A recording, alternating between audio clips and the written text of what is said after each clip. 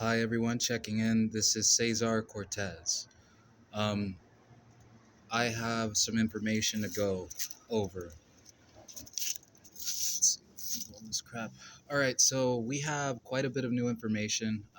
Basically, we found a way to implement and implicate specific agencies inside of the police department all throughout the Bay Area. So, we have discussed earlier that there were these things that we considered psychic vampires, but unfortunately, we found that there was a little bit more of a clarification necessary. So here's a situation. What it is that the federal government seemed to have originally, before the cleansing happened, before we let go of 30% of the staffing on three-letter agencies on the executive branch of our government. Um, Looks like before all of this, we had an agreement with these beings or these entities. And I found out what they actually are. What they actually are quantum fragments. They're people's personalities who were basically transferred in a form of consciousness from the previous cycles. So what they have done is I think that they had an agreement with the federal government before we started cleaning it out, where they started passing consciousness into specific bodies. That's why they looked for targeted individuals, people who are isolated and alone. These people who would do deep meditation and isolation, kind of like Miyamoto Musashi, they would tend to usually activate psychic ability because they're inside of their thoughts all day. They're evolving their consciousness as they do this. Um, these entities notice the energy signatures that they need to be able to access their brain. I believe what it was is that the federal government allowed these things to exist and continuously inhabit bodies over and over again. The trouble is that they were doing this so often that the three-letter agencies lost control. And what ended up happening is that they needed help with managing how much of this was going on. If you take a look again of gang stalking and seeing the rates that it's currently happening throughout the United States, you go from 6,000 views within a 3 year time span, about 300,000 views. So that's something that we need to look at. Now, this is the way that it actually works. We're running a correction from the previous statement that we made.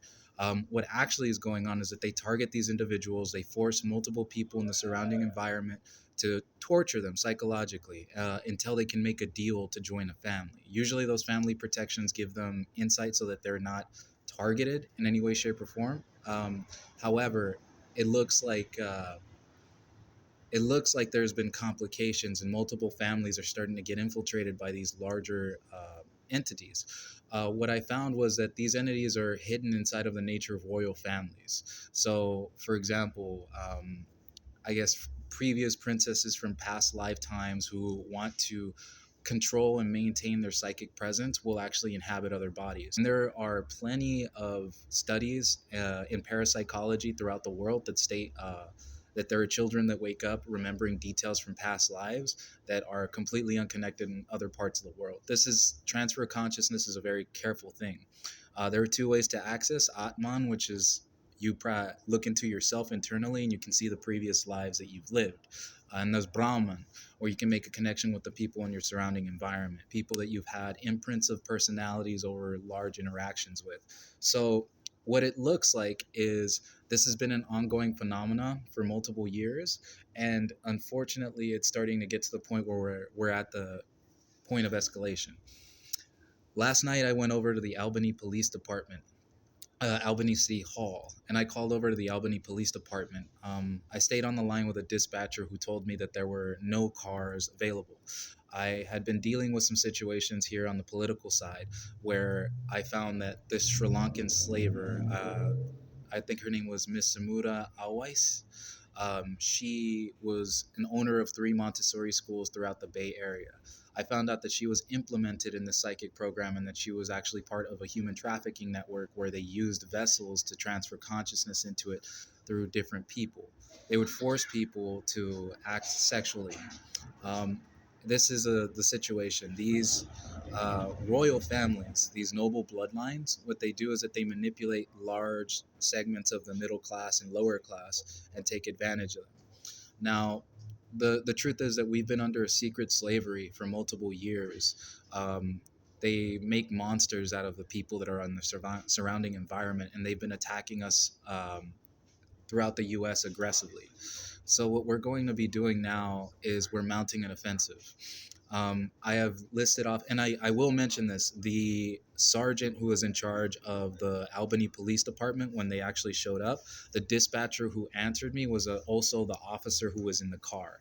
And this is a bit of an issue because of the fact that they completely removed the dispatching and recording line for the city of Albany. But the records on my phone call log show that I did call over, including the request for emergency location services. So when you take a look at this and you start to realize what they've been doing, they showed up and they were actually going to shoot me. They showed up in a 3 squad car arrangement with the sergeant and 2 other officers. The moment that they came through, the officer held onto his gun. Even though I had been mostly peaceful when I was making the call, I was frustrated because I was trying to get them information that I discovered regarding the Sri Lankan slave trade network and also MS-13 gang members in the area.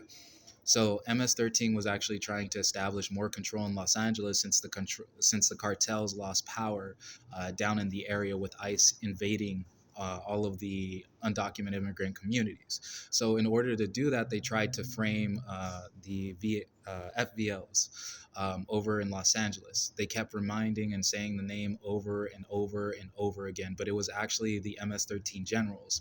They are experts in guerrilla warfare tactics, and they unfortunately do not have the education level necessary to operate some of the electronic features like AI systems.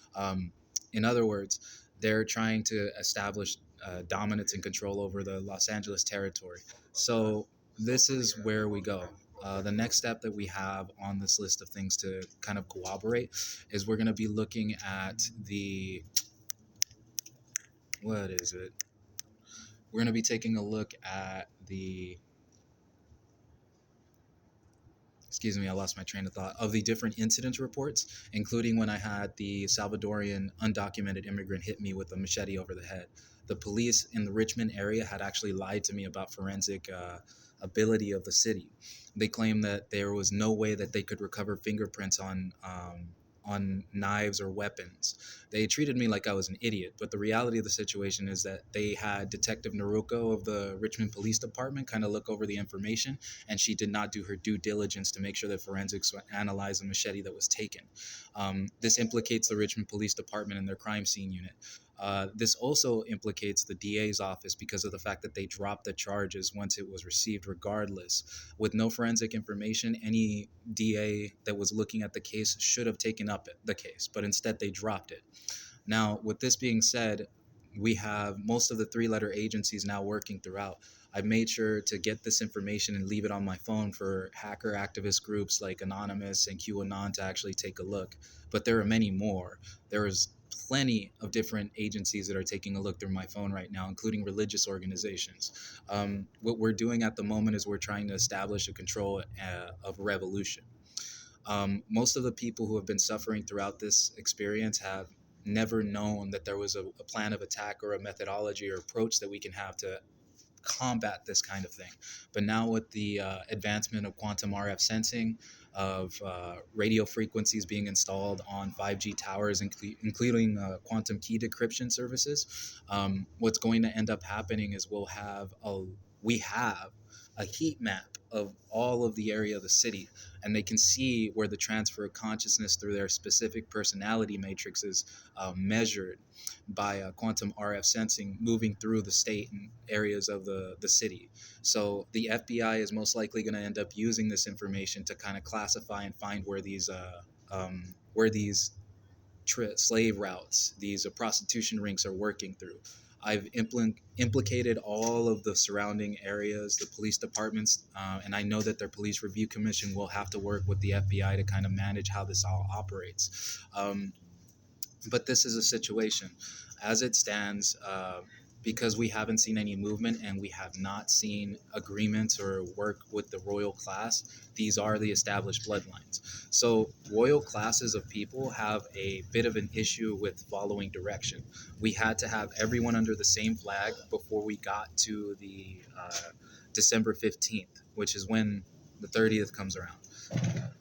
At that point, we need to have everyone under the same banner or we won't be able to move forward. However, because we've discovered them and we know that we can capture them, we are going to use our assets at the Stanford Research Institute, which has an entire underground city dedicated 100% to research in different fields of study. It looks like they had a bunch of study in quantum mechanical research specifically because they had the Unabomber there. Multiple people who have studied throughout history, who are martyrs, have studied over at the Stanford Institute research. These people are going to be basically the proxies. And we already have 5 people of lineage who have the issue about the quote unquote vampiric phenomenon. But really, they're just ancestral and old personality matrices that are recycling through quantum consciousness and taking people's minds over. So now we have a heat map of all the location and the trade routes of where everyone is located and where they're going. We have a way to measure and study them down at the Stanford Research Institute, but we can also capture them because 4 dimensional space provides limitless energy in a 3 dimensional space. We can actually capture their personalities within a flask. This is what we know as the homunculus, the homunculi. You might actually see it in references inside of Full Metal Alchemist. You can use it like a philosopher's stone. And what you can do is you can use it as a unlimited energy source. But with that, the more it drains out, this is a working theory. The more that it drains the energy out of the consciousness, the more that you lose aspects of the personality and characteristics. This is how we recycle the energy from the consciousness. I believe this is what we're going to do with the vampiric entities inside of our nation. It's ironic, and it's also another aspect of maintaining balance, because what ends up happening is we have an entire entity of control that has been established over our country and all over the world for multiple years, and now we're going to enslave them just like they have us for the multiple years that they've been in control and power. Now, besides that, there are moves that are being made on the ground as we speak. There is a comic by the name of Vanguard Illustrated #6. This comic has a little bit of foreshadowing as to what's going on. Many of the people who are homeless on the streets actually have a fear of going to sleep, which is why they use methamphetamine. It keeps them up all night. There's a famous artist by the name of Yonan Vasquez. He was the creator of Invader Zim and Johnny the Homicidal Maniac. He left notes and secrets for people to take a look at what was going on with our society, how it was sick. And what he managed to leave behind in his personal notes throughout the comic series is that he said that he had nyctophobia. He was afraid of going to sleep because he was afraid of possession. During subconscious routines, it seems like we're the weakest. They come in and they try to take over our bodies to force us into acts that they can use for blackmail later. I was aware of it when I woke up one morning after I had a drink. Depressants like alcohol also seem to have an effect on this. And I woke up to find a text message on my phone insinuating that there's some kind of homosexuality aspect to my character. Not that I would mind at all. Homosexuality isn't really something that bothers me. But with that being said, all of this information tends to implicate not only the Albany police force for their inaction on how they operated with all of this, including on the dash cams where they had officers speak to me directly and they wouldn't release the information to the city or the public. But on top of that, they also had information implicating the Albany police force because the 3 police officers that showed up were actually ordered to shoot me. And thankfully, I believe the sergeant that was in charge of the operation actually resisted and reneged. Um, I would normally order that, not order, but I would request that they provide a protective detail for him to make sure that no one comes to hurt him. Because he is a part of the police force, he's considered to be linked in. He is a burnable asset. And I want to make sure that he has a protective detail as we operate forward. Now, for Vanguard Illustrated #6, it's a comic all the way from the 90s. They actually have a little bit of foreshadowing. It looks like the train networks at multiple agencies, including the cartel, which have been forced by these royals to operate, actually have massive gun depots. So it looks like at some point the civilian revolution will take over some of these trains and grab things, grab the weapons and distribute them amongst civilian class to actually provide defense against these things. Now, the trouble is that this is more of a direct threat. Now that the rest of society is starting to figure out what this is, how it operates, and all of the civilian class are starting to open their eyes to the rest of it in society, we need to dictate how we move forward from here. Um, the truth is that now, with all of this information in place, we can now move with the FBI. Cash Patel seems to have been resisting this entire time, which you can tell inside of his interviews. He's hearing things on a daily basis. The same was happening with Elon Musk, but it looks like he actually took a side. The revolutionary movement has to be incredibly specific in its operation. Now, if you take a look at Vanguard Illustrated number 6, you can see what's going on with the actual train cars. It looks like they're actually implicating that it's magic that's being used, but that's the narrative that they use in low income communities that have no education.